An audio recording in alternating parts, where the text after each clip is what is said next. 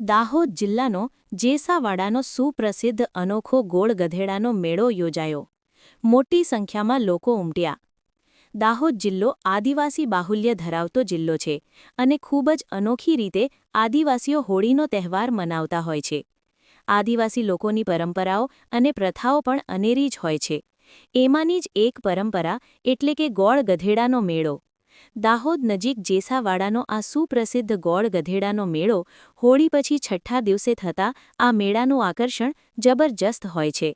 તે જોવા માટે પણ લોકો દૂર દૂરથી આવે છે અને મેળાનો ભરપૂર આનંદ ઉઠાવે છે.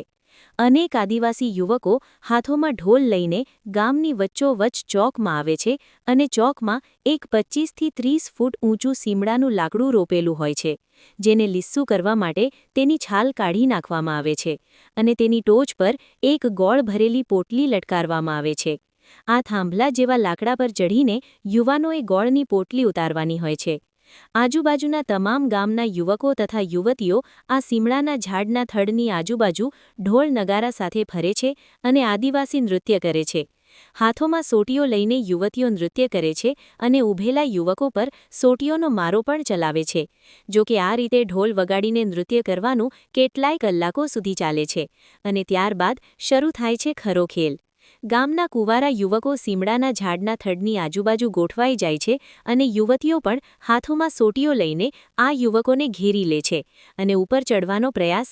કોઈ પણ યુવક આ થડ પર ચડવાની કોશિશ કરે કે તરત જ યુવતીઓ સોટીઓનો અસહ્ય મારો ચલાવે છે અને તેમ છતાંય જો કોઈ યુવક ટોચ પર ચઢીને ગોળની પોટલી મેળવી લે તો બળવાન અને તેને મનપસંદ યુવતી સાથે લગ્ન કરવાનો મોકો મળે છે.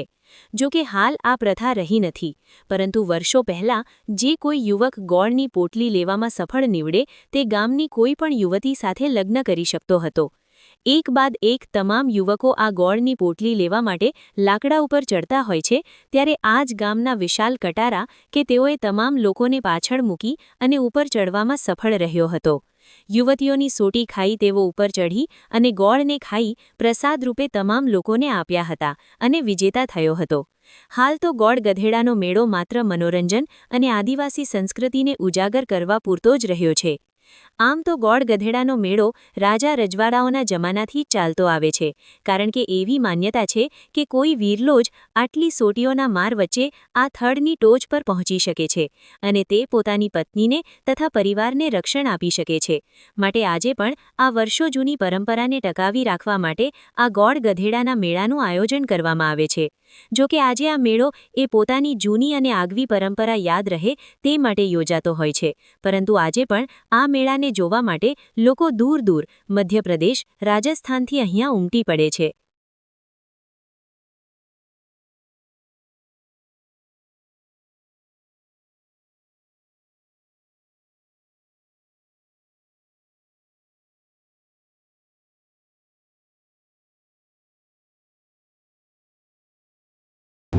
હોળીના છઠ્ઠા દિવસે આ મેળાનું આયોજન અમે કટારા પરિવાર દ્વારા કરવામાં આવેલ છે. અગાઉની જે પરંપરાઓ હતી, જે છોકરો ઉપર ચડતો હતો એ એની મનપસંદગીની છોકરી જોડે લગ્ન કરતો હતો, પણ ધીમે ધીમે જે સંસ્કૃતિ બદલાતી ગઈ, પરંપરાઓ બદલાતી ગઈ, પણ આજે એ રિવાજ નથી.